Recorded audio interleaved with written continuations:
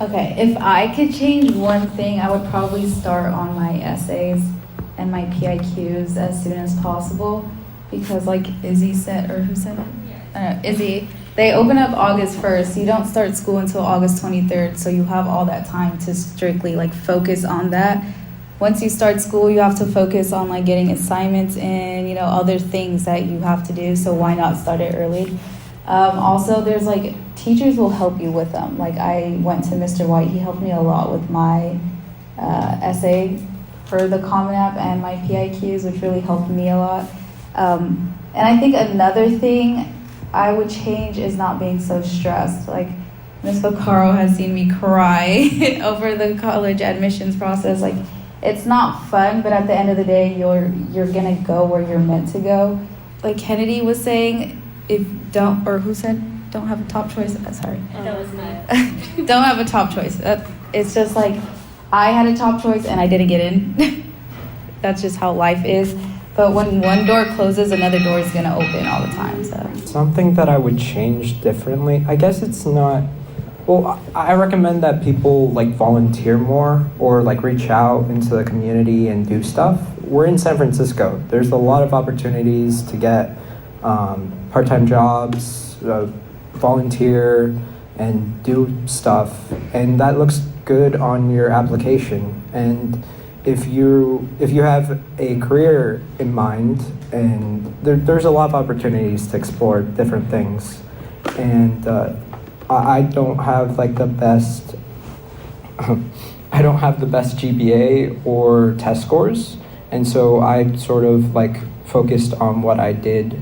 Like I volunteered a lot. I interned at a law firm over junior summer, and I just reached out, and that's how I did. Yeah.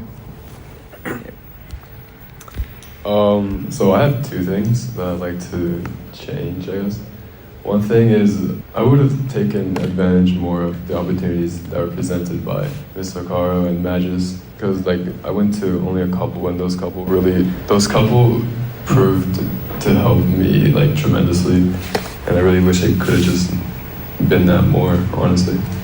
And the second piece of advice, or thing I would change, is just to find something that, like a hobby, that would take your mind off the college process. Take your mind off the college process, because I didn't have that, and I was just constantly thinking about it, and it was just stressing me out like all day.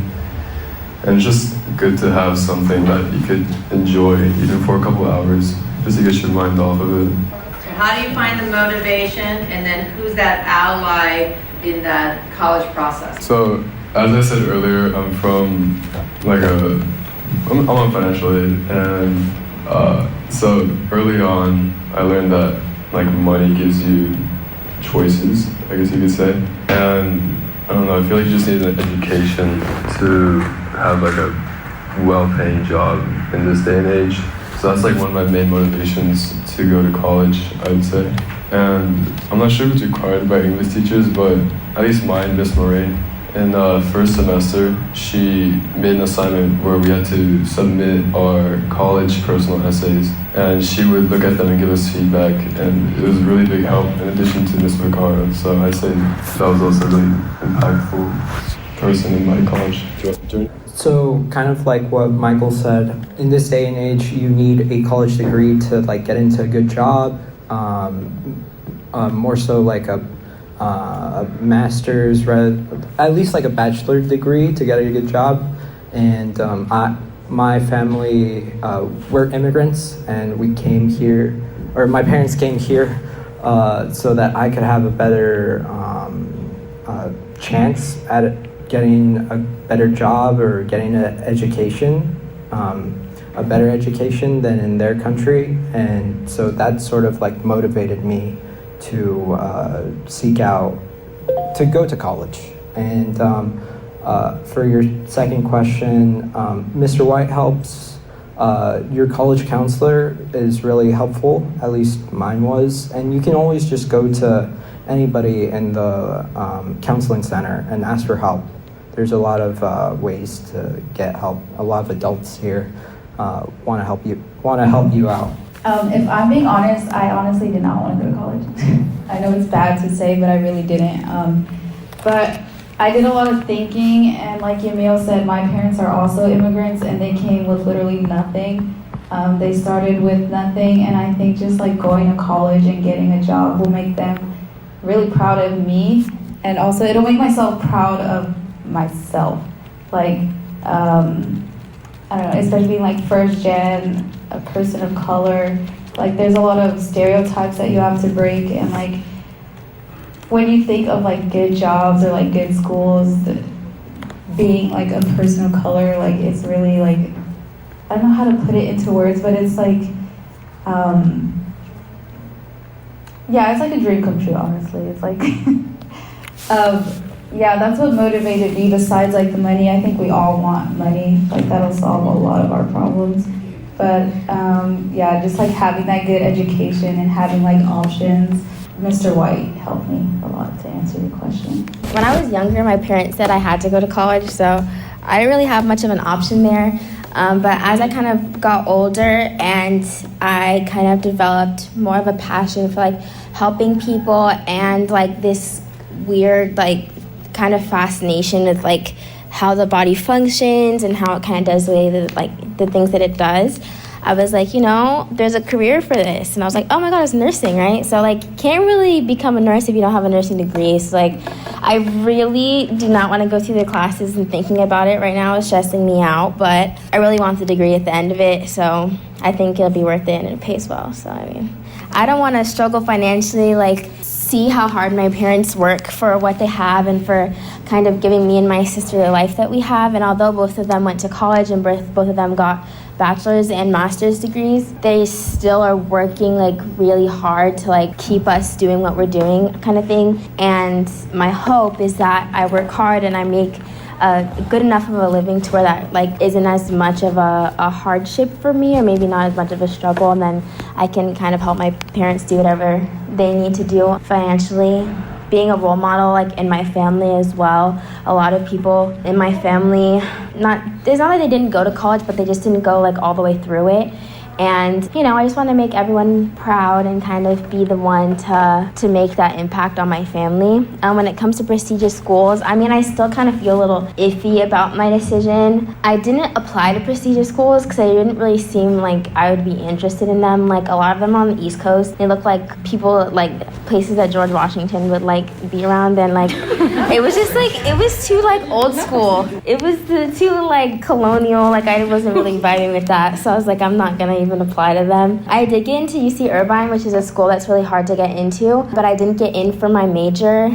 And because it's like super hard to get into that school, I really heavily like contemplated just going because it's UC Irvine and because it's so hard to get into. But I was also thinking about like, do I really want to risk staying at a school that I might not, you know, end up in my major and having to wait longer to get my degree? And at the end of the day, it wasn't really worth it. UNR, the nursing program isn't direct entry, so I'm still gonna have to take another test to see if I can actually like, you know, get into the program that gives me the degree. But I still think it's a better option than being stuck at a place that I probably almost 100% would not be getting into the nursing major. So I think a teacher that really helped me out would probably be Mr. Devine. He looked at my essay and thought it was hilarious. And then he just made a couple grammatical errors and he was like, submit it today. And I was like, all right.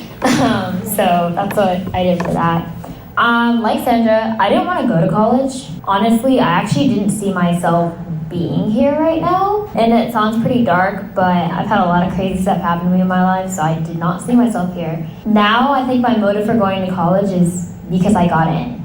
I was talking to some of my friends from middle school, and there are about 7 of us in our class who are actually going to college. And that's really, I know like depending on your school, that's crazy, but honestly, I'm super proud because I'm proud to say that all 7 of us is my friend group. That was our friend group from middle school. And we are the ones who our teachers told us, you're not gonna make it in life. You're gonna end up pregnant by 18, which thankfully, none of us are. And I get to go back and say, look at me now. I'm here, I got in, and I'm doing what I said I was gonna do. But yeah, and it's just crazy. Like my mom, I don't know if she graduated from high school. I'm pretty sure she did. She didn't go to her graduation, but she didn't go to college. And I got to see, my mom wasn't working until like we were in the 4th grade. And from there, now I see her work like from 5 in the morning to like 11 o'clock at night. And I don't want that to be me. And I want to give her everything that she deserves because she deserves everything. And I'm like, the only way I can do this is if I go to college. So for me, if you're a person of color in America, college is not an option. You need to go. It doesn't matter what college you go to, community, state, university, the college you didn't want to go to, but you're going. Because when push comes to shove, America's going to try and crap on you, and you need to go back in their face and say, I did it. I'm here.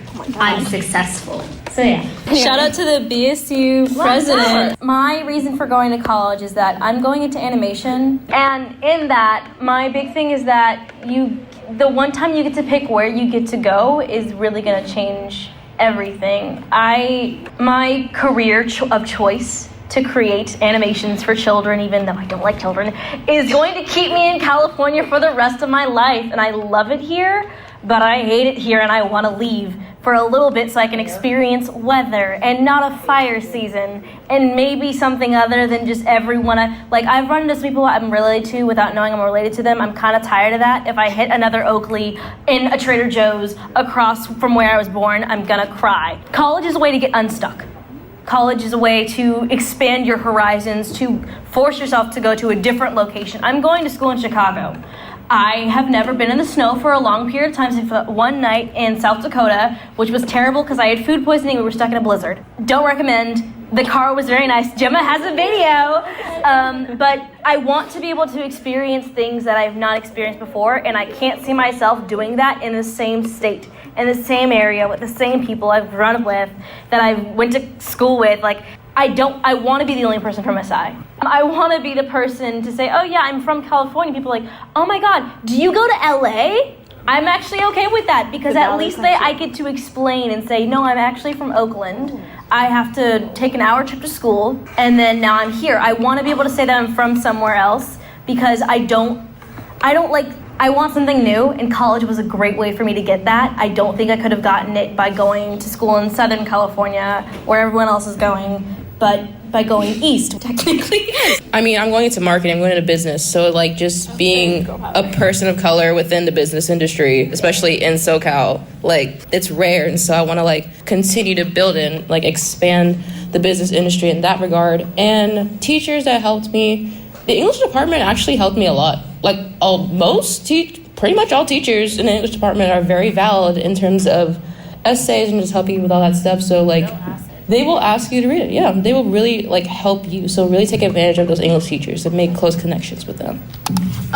Since a young age, my parents were like, you're going to college, no option.